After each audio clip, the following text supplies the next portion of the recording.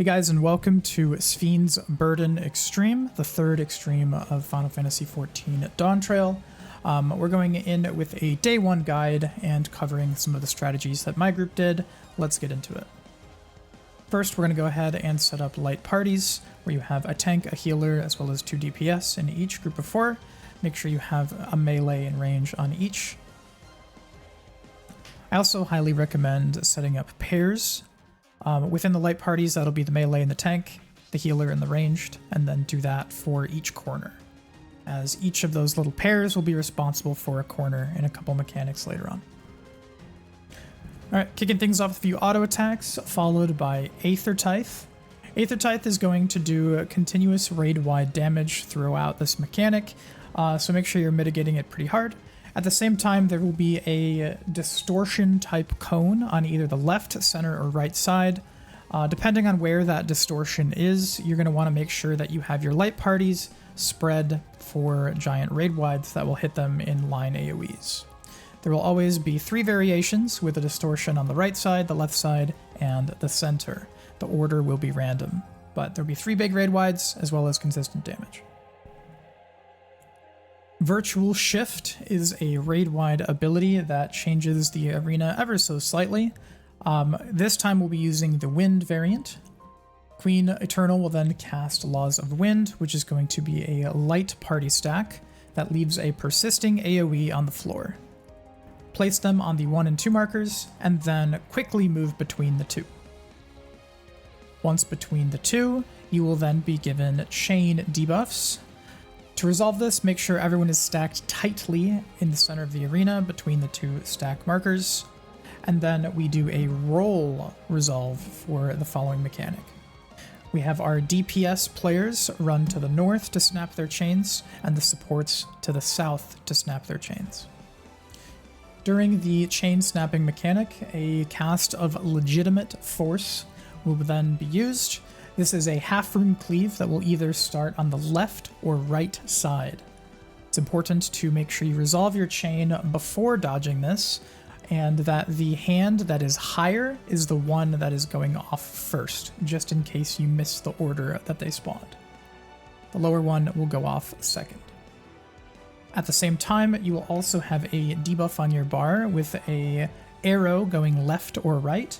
It will slide you across the arena in the direction of those arrows, so it's important to note that when you're done dodging the half-rune cleaves, that you quickly position for that push. World Shatter is a raid-wide that brings the arena back to normal, and she will begin auto-attacking your tanks. Prosecution of War is the tank buster that will be used about 2 or 3 times throughout the fight, depending on your damage. Standard tank swap, you can use an invuln, although I do not recommend it. Save your invuln. And once the tank buster is resolved, we will have a cast called Divide and Conquer. Divide and Conquer is basically a half-room spread. You're going to want to just fan out any particular order. It doesn't really matter, just as long as it's consistent. For us, we had the healers in the center, just in case people needed to be healed. And so we did HRMT, fanning outward towards the wall of the arena. You can use whatever combination you want, doesn't matter. Point is, you're all spread out. She's going to hit you each with an AoE. As soon as the AoE hits you, you want to move between the locations where you were struck and hide, as all spots that were hit will be hit again.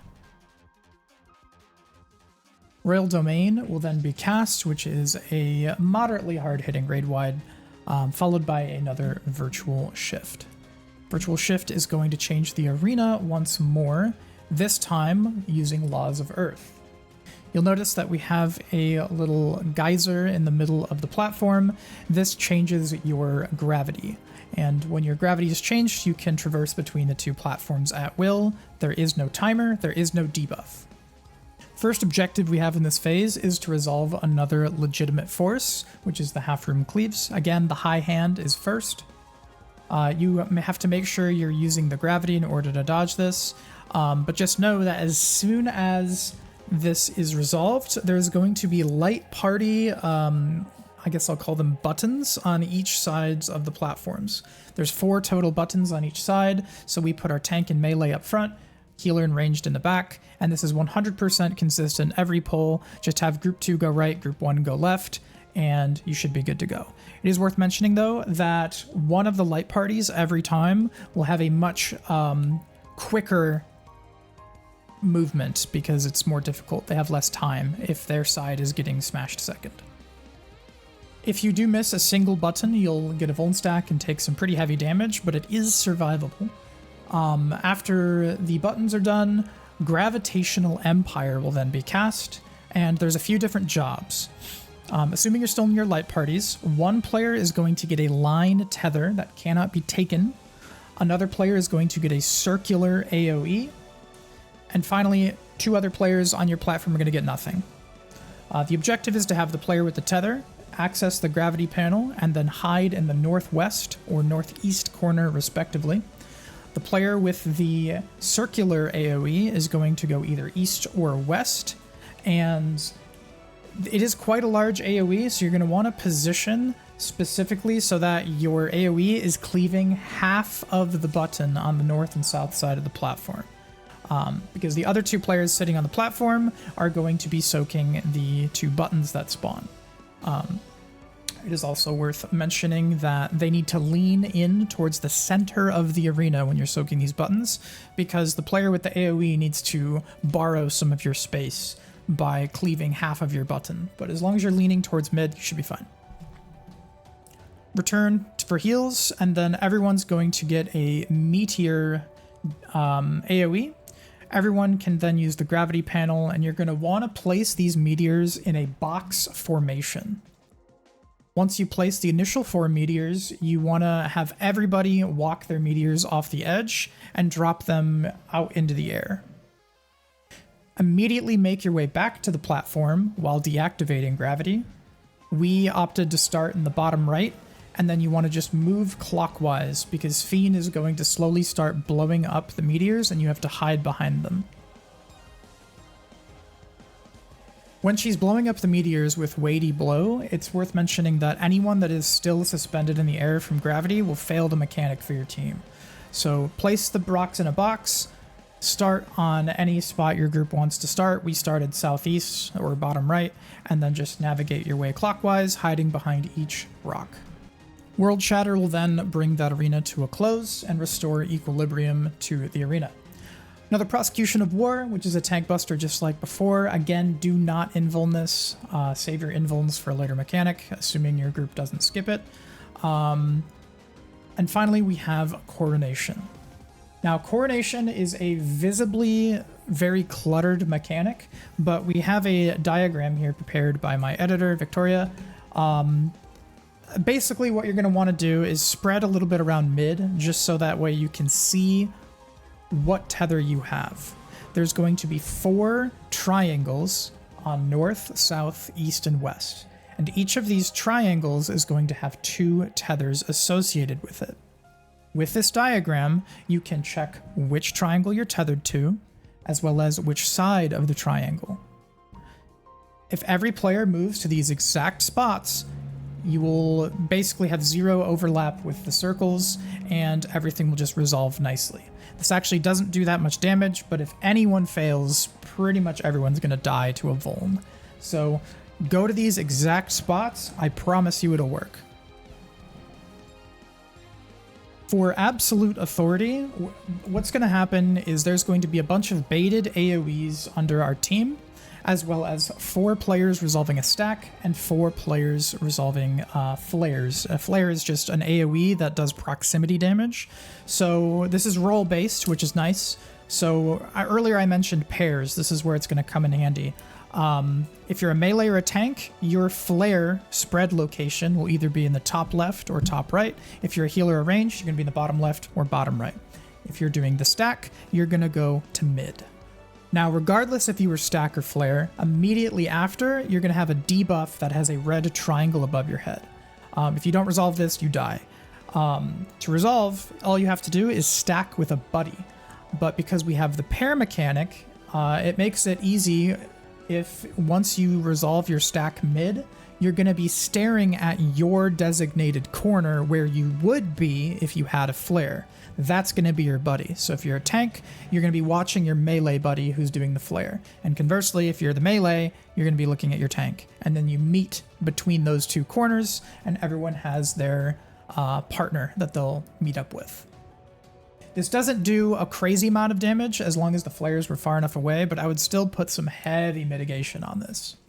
Once that resolves, she's going to keep pounding away with some raid wides, but you're going to want to make sure you move to north, the northern side of the platform, as she's going to do a knockback.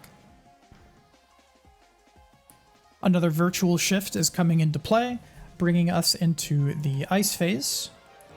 The ice phase will begin with a stillness type mechanic called Laws of Ice. Just make sure your character is moving or jumping up and down. If you don't, you'll get frozen in place. As this happens, some little ice bridges will then spawn, as well as some icicles. The ice bridges will immediately detonate and explode if more than one player walks on them, so make sure only one person goes at a time. At the same time, the icicles will pick 4 players, and those 4 players will need to move far away from those icicles or they will immediately be knocked off and die. You cannot arm's length it or sure cast it. So the objective is 4 icicles spawn. Those players stretch out their tethers as far as they can. The next 4 icicles will spawn. They also need to stretch out their tethers as far as they can. We personally did melees and tanks using the northernmost bridges, and then the supports using the southern bridges. But all in all, some patience and making sure only one person walks at a time is going to be your friend here. Any unresolved icicles will explode with a massive circular AoE, likely killing some of your friends. But as this resolves, another legitimate force, half-room cleave, will then be cast, hitting both sides. And next we have a limit cut type mechanic, which you can skip, assuming you have good DPS. That is started with another Laws of Ice cast, which is another motion. Make sure you're moving. And then we will see 2 tethers spawn, as well as a party stack. The tethers do non-lethal damage to any job in the game, but will apply a vuln. So we're going to have 2 tethers left and right, and you cannot soak them more than once. And at the same time, there will be 4 party stacks through the center platform. This is why we saved our invulns earlier, as tanks can soak up to 2 or 3 different tethers in a row. So for any of you that have done M1S and Party Finder, the strategy where we have the melees take the first 2 tethers and then the tanks invuln the next 3 does indeed work here. The only really bad thing that can happen is if a melee gets the very first stack, you'd have to call for an adjust in that case. But all in all, tanks using their invulns here is super efficient. I highly recommend it. If you don't want to do that, you can just have 4 different people switch out each tether, but like I said, I really don't suggest that. You also have Limit Break 3 that comes up around this point. Don't be afraid to use it. You're not going to need it later. So, spoiler warning, once you get the boss to 1%, she does not actually die. It's sort of like the Zeromus Extreme where you can phase the boss. But assuming you don't phase the boss in the ice phase, she will then return back to equilibrium. She'll do some duplicate mechanics. She'll do some raid wides. Nothing new. So if there was deaths and you're trying to recover the run, worry not. You can keep going. But eventually she will enrage if you don't get her to 1% or 0%. Assuming you made the DPS check, she will then begin casting a non-lethal ability called Authority Eternal. Authority Eternal is the ability that is going to check if she's at 0.1%. Assuming your group did indeed pass the DPS check, you'll take a little bit of damage, you'll get a little bit of cutscene, and we begin the mini phase at the end. Queen Eternal will then return to the platform, and even though her health resets, don't worry, she's actually very squishy here. This phase doesn't last more than a couple minutes. Radical Shift is a mechanic where she will once again threaten to change the platforms, except this time there will be 2 different colors, either green or yellow.